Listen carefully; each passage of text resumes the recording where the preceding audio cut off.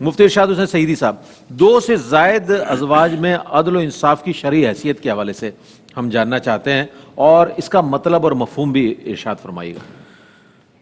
जी, यकीनन इस्लाम ने हमें तमाम तर कवायद और ज़वाबित और उसूल अता फ़रमाए एक ज़िंदगी गुजारने के लिए, मिसाली ज़िंदगी गुजारने के लिए। और देखिए कैसा हुस्न है इस्लाम का कि जहाँ एक से ज़ायद अज़वाज की इजाज़त दी है, क्योंकि बसा औक़ात इसकी ज़रूरतें पेश आ सकती हैं, तो जहाँ इसकी इजाज़त दी है वहाँ उनके माबैन पेश आने वाले तमाम मामलात के ऊपर भी मुकम्मल रहनुमाई अता फ़रमाई है। जैसा कि क़िबला मुफ्ती साहब ने अभी कुछ देर कबल इस पर बात करते हुए आयत मुबारका का हवाला दिया, और वो जो शर्त अल्लाह रब्बुल इज़्ज़त ने बयान फरमाई वो शर्त अदल की है कि जब एक से ज़ायद अज़वाज हैं, एक से ज़्यादा शादियाँ किसी ने की हैं, तो उनके माबैन अदल को कायम करें। अब यहाँ पर मैं एक बात अर्ज़ करना चाहता हूँ कि देखिए कुरान मजीद ने यहाँ पर लफ्ज़ इंसाफ इस्तेमाल नहीं फरमाया, बल्कि लफ्ज़ अदल इस्तेमाल फरमाया। वाह वाह वाह। इंसाफ और अदल के अंदर फ़र्क ये है, फ़र्क भी बता दो। लुग़वी माना के एतबार से इंसाफ होता है कि कोई शय आपके पास है और आप उसे दो के माबैन बराबर बराबर तकसीम कर दें, ये इंसाफ है। और अदल ये है कि कोई चीज़ आपके पास है और आपने एक से ज़ायद लोगों में उसे तकसीम करना है, तो उसे उन सब के हस्बे हाल और हस्बे ज़रूरत तकसीम करें,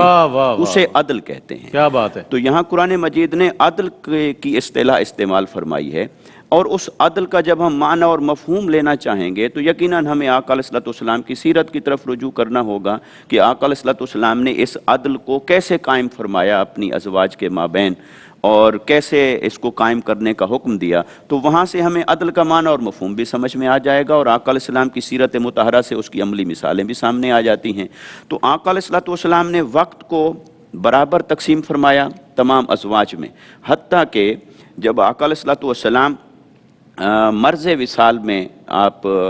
थे, उस वक्त हज़रत आयशा सिद्दीक़ा रज़ियल्लाहु ताला अन्हा, आपका चूँकि यौम भी गुज़रा है, तो हज़रत उम्मुल मोमिनीन आयशा सिद्दीक़ा रज़ियल्लाहु ताला अन्हा की गोद मुबारक में आपका सर अनवर होता था। और हदीस में आता है कि आका अलैहिस्सलाम पूछते थे कि मुझे आज कहाँ रहना है और मुझे कल कहाँ रहना है, हत्ता कि आका अलैहिस्सलाम की ये हालत देखते हुए अज़वाज मुतहरात ने ख़ुद से आका अलैहिस्सलाम के लिए ये दरख्वास्त की कि आप एक ही जगह तशरीफ़ फरमा रहें ताकि आपके एक जगह से दूसरी जगह मुंतकिल होने में आपको तकलीफ़ ना हो। तो यानी कि आका अलैहिस्सलाम ने वक्त की तकसीम में किस कदर एक सीरत हमारे सामने रखी है। इसी तरह जब हम देखते हैं कि एक से ज़ायद अज़वाज के माबैन अदल में उलमाए किराम ने इसको बयान किया है कि अगर तो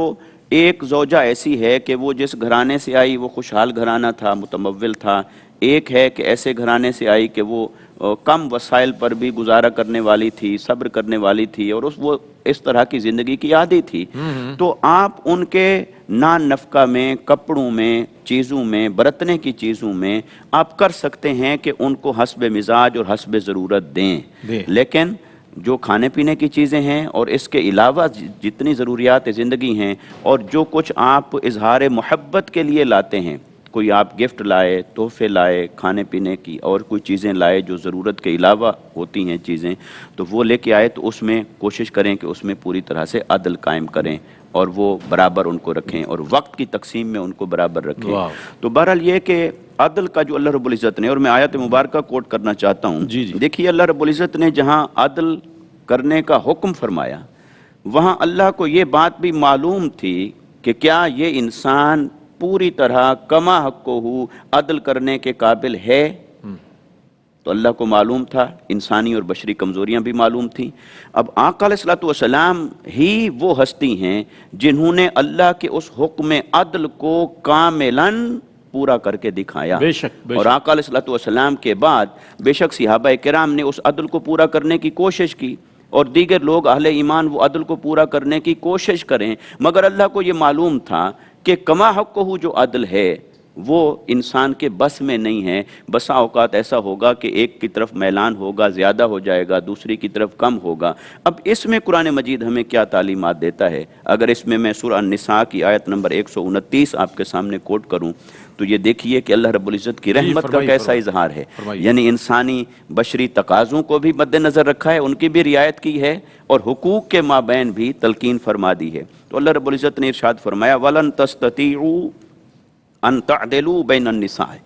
فرمایا کہ اللہ کو یہ معلوم ہے کہ تم ازواج کے مابین، اپنی بیویوں کے مابین کما حقہ عدل کرنے کی استطاعت نہیں رکھتے۔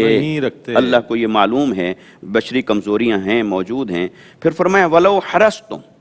چاہے تم اس کی حتی الامکان کوشش ہی کیوں نہ کر لو، تم اس کے حریص بنو، خواہش ہونی چاہیے، ارادہ ہونا چاہیے، عمل ہونا چاہیے، کیونکہ تم اس کے مکلف بنائے گئے ہو کہ اعدلوا، عدل کرو گے، تو مکلف بنائے گئے ہو تو عدل کرنے کے پابند ہو، عدل کرو، اور تمہارے دلوں میں یہ خواہش ہونی چاہیے اور ارادہ بھی ہونا چاہیے۔ لیکن جہاں کہیں نہ کر پاؤ تو پھر قرآن نے کیا کہا؟ فرمایا فَلَا تَمِيلُوا كُلَّ الْمَيْلِ فَتَذَرُوهَا كَالْمُعَلَّقَةِ، تو پھر ایسا نہ کرنا کہ کسی ایک کی طرف اتنا جھک جاؤ، اتنا جھک جاؤ کہ اس کے مقابلے میں دوسری کو ایک لٹکی ہوئی عورت کی طرح نظر انداز کر دو اور چھوڑ دو۔ اور فرمایا وَإِن تُصْلِحُوا وَتَتَّقُوا فَإِنَّ اللَّهَ كَانَ غَفُورًا رَحِيمًا، اور اگر تم پھر بھی جہاں بشری تقاضوں میں کمی بیشی ہو اس کی اصلاح کے لیے فکر مند رہو اور کوشش کرتے رہو کہ ہر حال میں انہیں برابر رکھو، ان کو بھی برابر رکھو، ان کے رہن سہن کو برابر رکھو، ان کے لائف سٹائل کو برابر رکھو، ان سے ہونے والی اولاد کو برابر رکھو۔ پھر اسی طرح اولاد کی تعلیم ہوتی ہے، ان کے لیے ترقی کے مواقع ہوتے ہیں، اپارچونیٹیز ہوتی ہیں، بہت ساری چیزیں ہوتی ہیں۔